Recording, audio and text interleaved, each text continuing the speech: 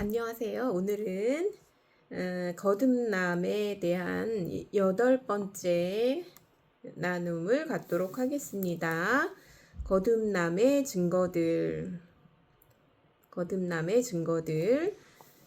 첫째, 주 예수 그리스도를 믿는 개인적인 믿음이 있습니다. 아들을 믿는 자는 영생이 있고, 요한복음 3장 36절, 내 말을 듣고 나를 보내신 분을 믿는 자는 영존하는 생명이 있고 또 정죄에 이르지 아니하리니 사망에서 생명으로 옮겨졌느니라. 요한복음 5장 24절. 옮겨졌다. 이렇게 과거 완료형 헬라어 동사로 나타나 있죠. 누구든지 예수님께서 그리스도이심을 믿는 자는 하나님에게서 태어났으며, 요한 1서 5장 1절. 과거 완료형 헬라어 동사로 되어 있죠. 태어났다. 우리는 주 예수를 믿는 사람은 이미 영생을 소유하였고 거듭났다는 것을 알게 됩니다. 이제 메시지를 거듭난 형제 자매들에게 보내는 것이죠. 이 모든 이제 그 말씀이요. 그렇지 않은 사람들은 이거를 알아들을 수 있는 그런 게 아닌 거예요. 아기가 본능적으로 엄마에게 매달리듯이 갓 거듭난 하나님의 자녀도 무력한 채로 구세주이신 하나님께 매달리게 되어 있습니다. 이젠 더 이상 세상에 의미가 없는 거예요. 그러니까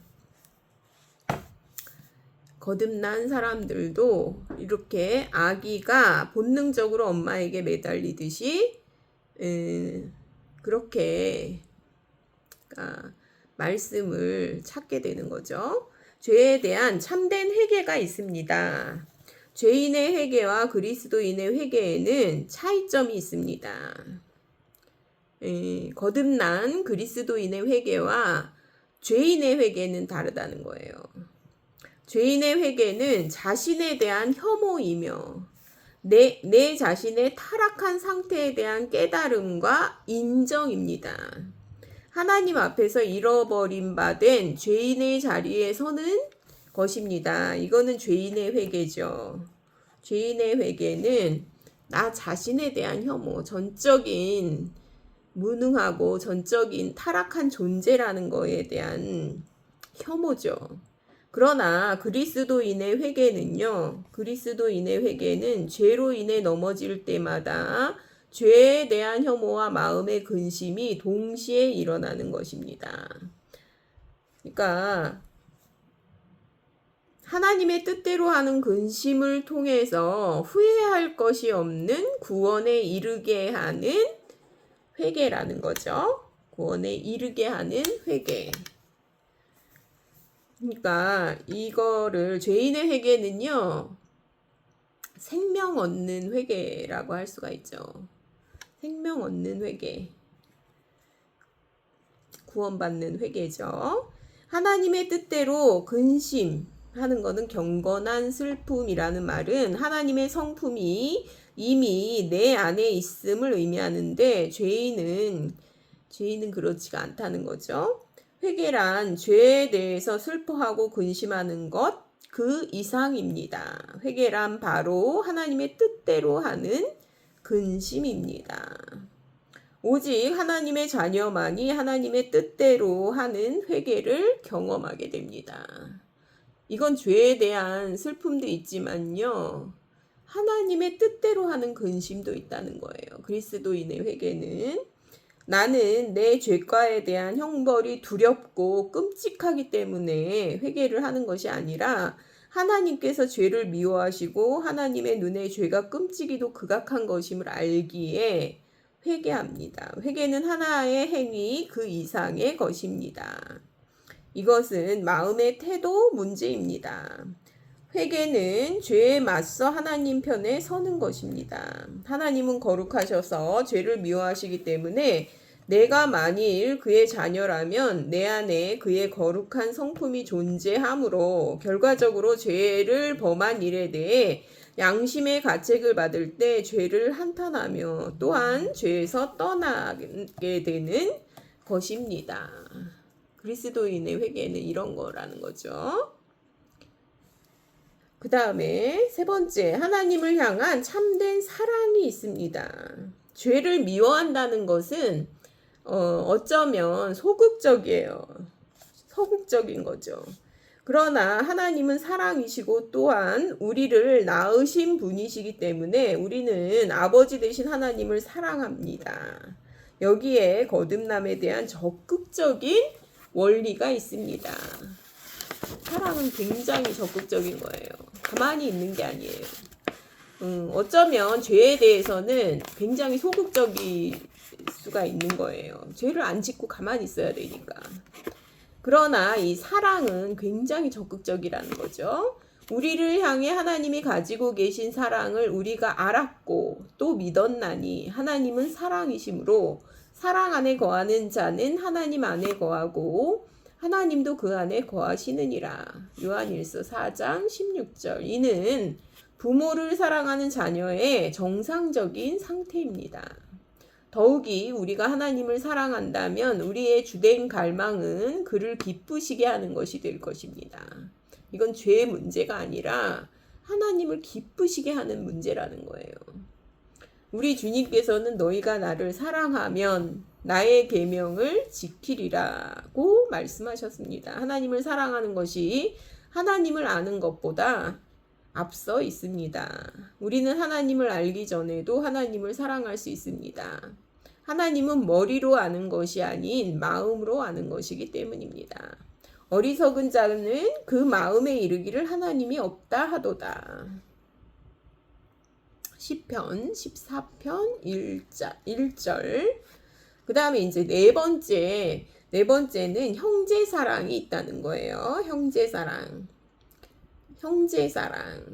그러니까 처음 본 사람이라도 그리스도인이라는 거를 우리가 충분히 거듭난 형제 자매라는 거를 우리가 알 수 있고요.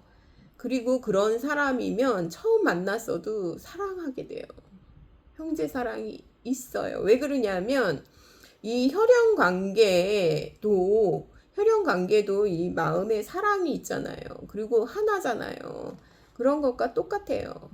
그래서 이제 초기 그리스도인들은요, 그 형제 사랑을 보고 저들이 얼마나 서로 사랑하는지 보라 이렇게 했다 그래요.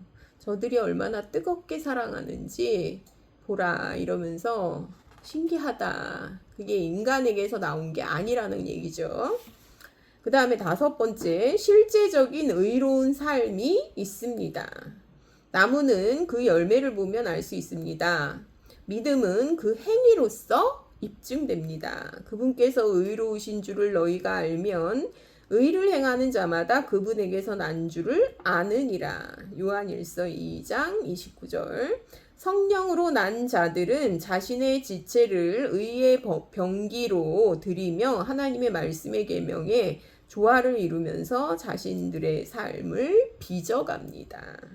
그들은 선한 일을 위하여 지으심을 받은 자. 에베소서 2장 10절에 이렇게 나타나 있죠. 무엇이든지 하나님에게서 난 것은 세상을 이기느니라. 세상을 이기는 승리는 이것이니 곧 우리의 믿음이니라. 요한일서 5장 4절. 6번째, 은혜 안에서의 성장이 있습니다. 자, 침체와 부진, 이거는 질병과 죽음을 야기합니다.